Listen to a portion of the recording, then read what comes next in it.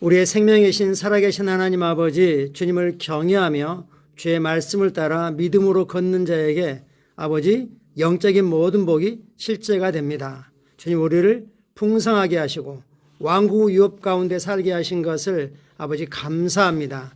성령님, 예수님께서 이루신 그 모든 일이 우리 삶의 실제가 되도록 우리 안에서 말씀으로 또 성령님으로 몸된 교회를 통하여 역사하심을 감사드립니다.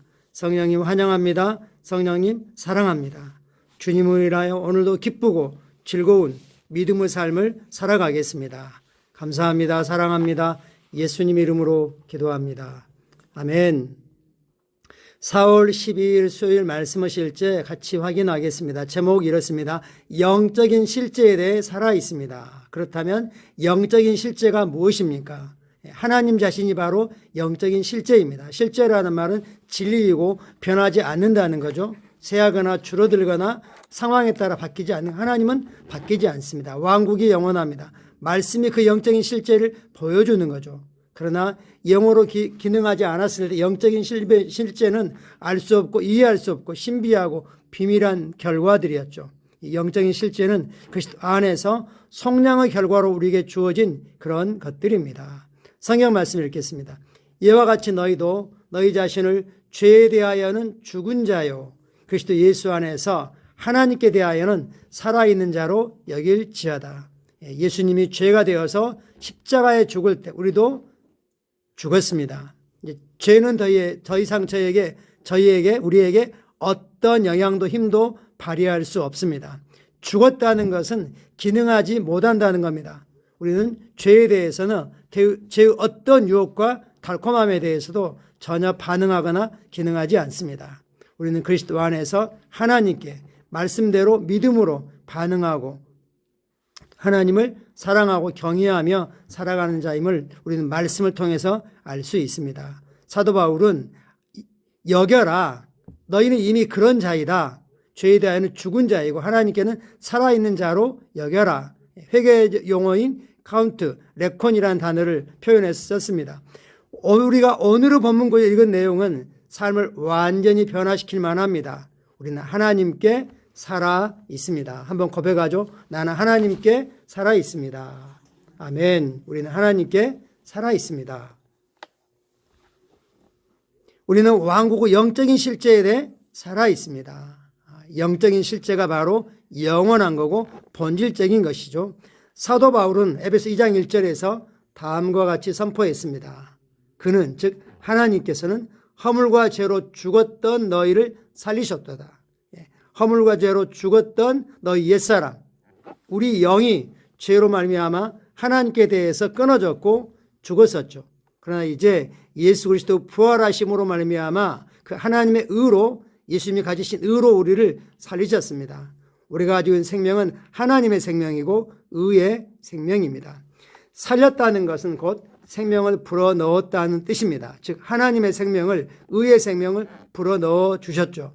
예수님께서 죽으셨을 때 당신이 그분 안에서 함께 죽었습니다. 이게 영적인 실제입니다. 나의 옛사람은 죽었습니다. 나는 더 이상 과거 어떤 것 가지고 얽매여 있는 자가 아닙니다. 거기에 대해서 전혀 기능하지 않습니다. 하나님의 예수님을 죽은 자 가운데서 살리셨을 때 하나님께 예수님을 죽은 자 가운데서 하나님의 생명으로 하나님의 의로 살리셨을 때 당신도 그리스도와 함께 하나님의 의로 하나님의 생명으로 다시 살아났습니다. 예수님의 부활은 그 부활 안에 우리도 함께 살아난 것을 포함하고 있습니다. 당신은 하나님 안에서 깨어났습니다. 당신은 영 안에서 살아났습니다. 바로 이것이 당신이 왕국의 실제를 이해할 수 있는 이유입니다. 우리가 거듭나기 전에는 왕국의 실제는 전혀 무슨 말인지 이해가 안 되고 그래서 신비한 거고 비밀한 것들이지만 이제는 더 이상 신비가 아닙니다. 우리에게는 마치 눈에 보는 것처럼 손에 잡히는 것처럼 감각을 뛰어넘는 훨씬 더 실제적인 것입니다. 거듭나지 않는 사람은 하나님께 대해 살아있는 자가 아닙니다. 거듭나지 않은 사람은 하나님께 죽어 있습니다. 영이 죽어 있기 때문이죠. 그 사람은 영적으로 죽어서 어둠 속에 있습니다. 고린도전서 2장 14절은 이렇게 말씀합니다. 육에 속한 사람, 즉 예수를 아직 주님으로 고백해서 거듭나야 되는 그러지 않은 사람, 보통 아담 안에 있는 사람, 자연인, 보통은 세상의 죄인들 이렇게 표현할 수 있죠. 육에 속한 사람은 하나님의 성령의 일들을 받지 아니하나니, 성령의 일들을 뭘로 받는 겁니까? 우리는 말씀으로 받고 믿음으로 받고 영으로 받습니다. 성령의 일들을 영으로 받지 아니하나니 이는 그것들이 그들에게는 어리석게 보임이요 또 그는 그것들을 알 수도 없나니 그러한 일은 영적으로 분별되기 때문이라. 누가복음 8장에서 주 예수님은 하나님 나라의 비밀, 왕국의 비밀을 아는 것이 너희에게 허락되었다고 말씀하셨습니다. 하나님께서 우리에게는 왕국의 비밀을 알게 하셨습니다. 그들은 영이 죽었기 때문에 영적인 것들에 대해 전혀 무지하고 무감각하기 때문에 우리가 영으로 기능하는 것에 대해서 어리석어 보이는 거죠. 그리고 그들은 알 수 없다고 표현했습니다. 거듭나야만 알 수 있습니다. 당신이 모든 지혜와 영적인 이해 하나님의 뜻을 아는 지식으로 가득 차 있다고 자주 선포하십시오. 당신은 잘 이해하는 심령을 가지고 있다고 고백하십시오. 이는 그리스도 안에 있는 당신의 유업입니다. 고백하고 선포하라 했으니까 한번 해보죠. 나누로 바꾸죠. 나는 모든 지혜와 영적인 이해 하나님의 뜻을 아는 지식으로 가득 차 있습니다. 한 번 더요. 나는 모든 지혜와 영적인 이해 하나님의 뜻을 아는 지식으로 가득 차 있습니다. 안에서 좀 뭐가 뜨거워지십니까? 한 번 더 크게 해보죠. 나는 모든 지혜와 영적인 이해 하나님의 뜻을 아는 지식으로 가득 차 있습니다. 아멘. 그러므로 잘 모르겠다 하지 마십시오. 내 영은 안다. 내 영은 안다. 내 머리로는 아직 몰라도 내 영은 안다. 내 영은 안다. 그 다음요. 나는 잘 이해하는 심령을 가지고 있다. 다시요. 나는 잘 이해하는 심령을 가지고 있다. 나는 잘 이해하는 심령을 가지고 있다. 나는 똑똑한 머리를 가지고 있다 하지 않고 나는 잘 이해하는 심령, 영을 가지고 있다고 고백하라고 저자가 권면하십니다. 아멘이죠. 이것이 우리의 유업 중에 하나입니다. 주 예수님은 요한복음 8장 12절에서 이렇게 말씀하셨습니다. 나는 세상의 빛이니 나를 따르는 자는 어둠에 다니지 아니하고 생명의 빛을 얻으리라. 우리가 이 한밤중에 별도 달도 전등도 없다면 깜깜해서 다니기 어렵겠죠. 빛은 우리에게 모든 걸 보여줍니다. 우리에게 익숙한 장소라 할지라도 어두우면 우리가 감각으로 더듬어 가겠지만 아니면 새로운 물건이 있다면 거기에 부딪혀 다칠 수도 있는 거죠. 우리가 빛을 가지고 있습니다. 우리에게 더 이상 세상은 어둠이 아닙니다. 고린도서 2장 12절은 말씀합니다. 우리가 세상의 영을 받지 아니하고 오직 하나님으로부터 온 영 성령님을 받았으니 이는 우리로 하여금 하나님께서 우리에게 은혜로 주신 것들을 알게 하려 하심이라. 은혜로 주신 것들을 아는 것, 이게 바로 지혜인 거죠.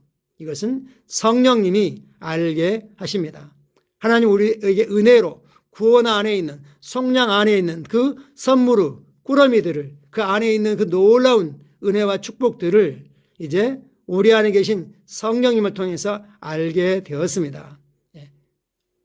우리가 인식할 것은 고린도 교회는 거듭났고 성령으로 침례를 받았고 그리고 성령의 충만을 받은 교회였지만 그들의 영으로 기능하지 않아서 육신적이었다고 말했죠. 그렇지만 일깨워줍니다. 너희는 성령을 받았다. 근데 그 성령님이 은혜로 주신 것들을 알게 하고 계신다라고 말하죠. 그러므로 당신은 왕국의 신비와 실제들, 하나님 왕국의 신비와 실제들을 볼 수 있는 통찰력을 가지고 있습니다. 이 통찰력은 어디서 오는 겁니까? 말씀의 계시로부터 오는 것이고 믿음으로 알 수 있습니다. 또 성령님을 통해서 우리 영에서 그냥 알아지는 거죠. 당신은 그리스도 안에서 받은 유업, 권세, 유익, 특권, 축복에 대한 통찰력을 가지고 있습니다. 할렐루야. 말씀을 떠난 통찰력은 없습니다. 그리고 이 모든 축복들은 어디에 있다 그랬습니까? 그리스도 안에 있습니다. 우리가 그리스도 안에 이것들을 가지고 있다는 걸 인식하는 것이 중요한 거죠. 자, 참고 성경 구절 고린도서 2장 말씀입니다. 7절부터 12절까지 좀 긴데요. 천천히 읽어보죠. 오직 은밀한 가운데 있는 하나님의 지혜를 말하는 것으로서 우리는 뭐합니까? 하나님의 지혜를 말합니다. 하나님의 지혜는 비밀한 가운데 감춰져 있습니다. 그 지혜를 찾는 자들을 위해서 감춰져 있는 거죠. 곧 감추어졌던 것인데 하나님이 우리의 영광을 위하여, 할렐루야죠. 하나님이 우리의 영광을 위하여 만세 전에, 즉 세상을 창조하기도 전에 미리 정하신 것이라. 우리는 하나님의 지혜를 말합니다. 이 지혜는 이 세대의 통치자들이 한 사람도 알지 못하였나니, 이 세상 지혜로는 하나님의 지혜를 알지 못하는 거죠. 만일 알았더라면 영광의 주를 십자가에 못 박지 아니하였으리라. 기록된 바 하나님이 자기를 사랑하는 자를 위하여 예비하신 모든 것은 하나님을 사랑하는 자들을 위하여 예비하신 놀라운 은혜 유업들이 있습니다. 이것은 감각으로, 논리와 이성으로 이해되는 게 아니죠.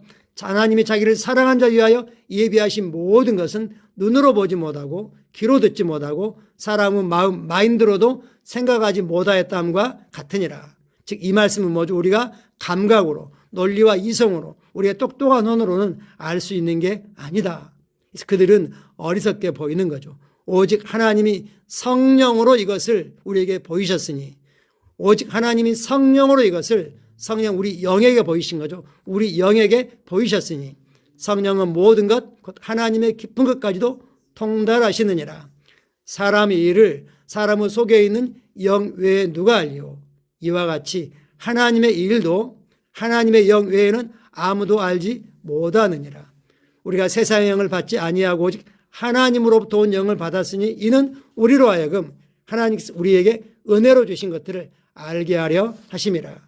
우리 안에 계신 성령님이 하시는 일 중에 하나가 우리에게 이미 은혜로 이루어 주신 것들, 우리에게 실제인 것들을 깨닫게 하신다는 겁니다. 그럼 우리는 영으로 기능한 것이 너무너무 중요합니다.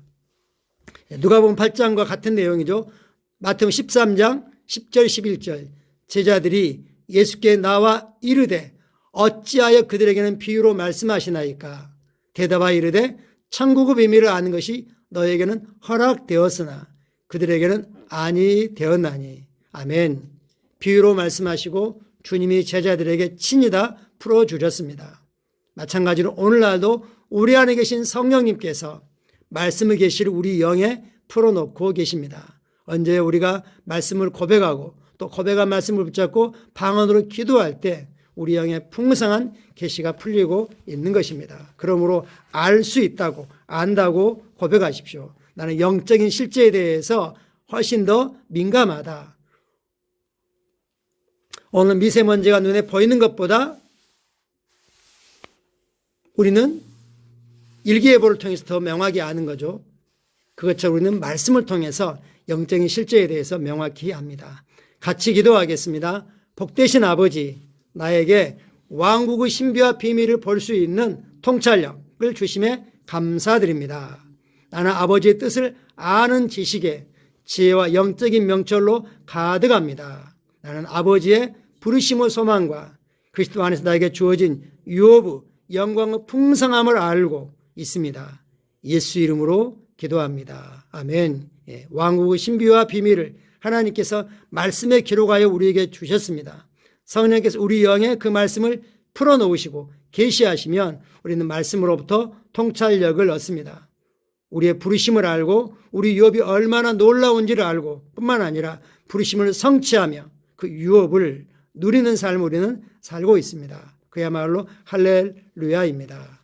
오늘도 주님의 은혜가 우리에게 풍성한 지혜로 성령님의 나타남과 역사하심과 임재로 우리에게 함께 있습니다. 감사합니다. 사랑하고 축복합니다.